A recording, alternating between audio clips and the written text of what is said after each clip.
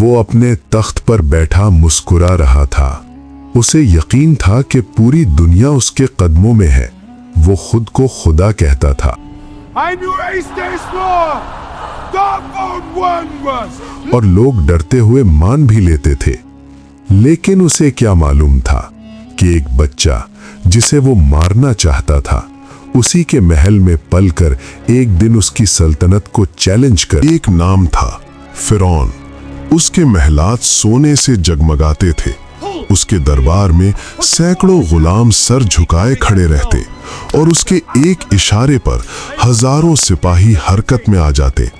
لیکن اس کی اصل طاقت اس کی فوج یا دولت نہیں تھی، بلکہ لوگوں کے دلوں میں بیٹھا ہوا خوف تھا۔ وہ کھلے عام کہتا تھا، میں ہی تمہارا سب سے بڑا رب ہوں۔ لوگ کانپتے ہوئے اس کی بات مان لیتے، کیونکہ مخالفت کا مطلب فرعون نے بنی اسرائیل کو اپنا غلام بنا رکھا تھا۔ وہ ان سے سخت ترین کام کرواتا، ان کے مردوں کو ذلیل کرتا اور ان کی عورتوں کو کمزور سمجھ کر چھوڑ دیتا۔ لیکن جب اسے ایک خوفناک خبر ملی تو اس کا ظلم اور بڑھ گیا۔ ایک پیش گوئی ہوئی کہ بنی اسرائیل میں ایک لڑکا پیدا ہوگا جو فرعون کی سلطنت کے خاتمے کا سبب بنے گا۔ یہ سنتے ہی فرعون کا چہرہ غصے سے سرخ ہو گیا۔ ہر اس لڑکے کو مار دو جو پیدا ہو، اس نے حکم دیا۔ اور یوں مصر کی گلیاں معصوم بچوں کے خون سے رنگین ہونے لگیں۔ اسی ظلم کے دور میں ایک گھر میں ایک بچہ پیدا ہوا، موسیٰ علیہ السلام۔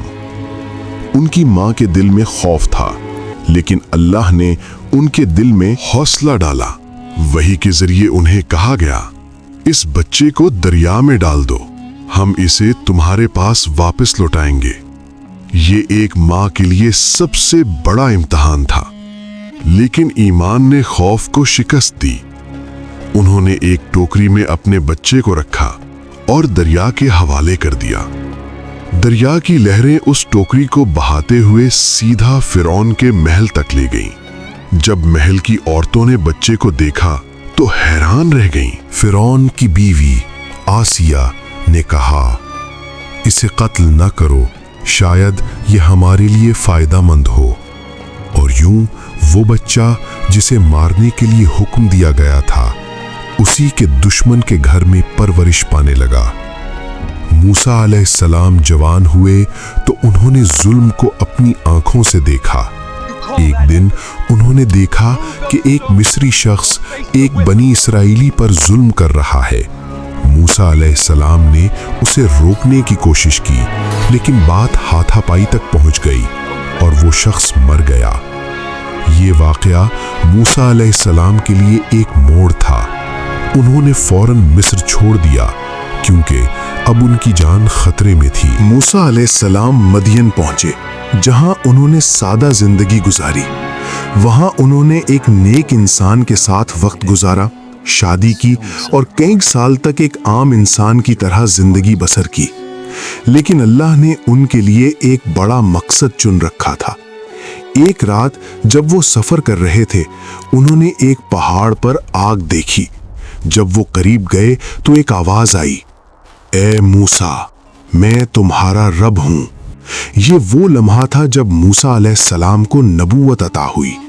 انہیں حکم دیا گیا، فرعون کے پاس جاؤ، وہ حد سے بڑھ گیا ہے۔ موسیٰ علیہ السلام اپنے بھائی ہارون علیہ السلام کے ساتھ فرعون کے دربار میں پہنچے۔ انہوں نے صاف الفاظ میں کہا، ہم اللہ کے رسول ہیں، بنی اسرائیل کو آزاد کرو۔ فرعون ہنس پڑا، کیا تم وہی نہیں جو میرے محل میں پلے ہو؟ موسیٰ علیہ السلام نے اپنا عصا زمین پر پھینکا، وہ ایک عظیم اژدہا بن گیا۔ فرعون نے اپنے جادوگروں کو بلایا، انہوں نے بھی جادو کیا، لیکن موسیٰ علیہ السلام کے معجزے نے سب کو نگل لیا۔ جادوگر فوراً سجدے میں گر گئے۔ ہم موسیٰ علیہ السلام کے رب پر ایمان لے آئے۔ فرعون کا غرور ٹوٹنے کے بجائے اور بڑھ گیا۔ اس نے جادوگروں کو دھمکایا، سزا دی اور موسیٰ علیہ السلام کو جھٹلایا۔ پھر مصر پر عذاب نازل ہونا شروع ہوئے۔ ٹڈی دل کا حملہ، خون جیسا پانی، طوفان اور قحط، مینڈکوں کی بھرمار۔ ہر بار فرعون وعدہ کرتا اور ہر بار وعدہ توڑ دیتا۔ आखिरकार अल्लाह ने मूसा अलैहिस्सलाम को हुक्म दिया कि बनी इसराइल को लेकर मिस्र से निकल जाएं। रात के अंधेरे में वो सब रवाना हो गए। जब फिरौन को खबर मिली तो वो अपनी फौज के साथ उनके पीछे निकल पड़ा। आगे समंदर, पीछे दुश्मन।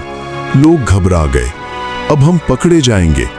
मूसा अलैहिस्सलाम ने अपना असा पानी पर मारा और समंदर 2 हिस्सों में बट गया। दरमियान में खुश्क रास्ता बन गया। बनी इसराइल उस रास्ते से गुजरने लगे। फिरौन अपनी फौज के साथ पीछे आया। जैसे ही वो दरमियान में पहुंचा, पानी वापस आ गया। लहरें बुलंद हुईं और सब कुछ खत्म हो गया।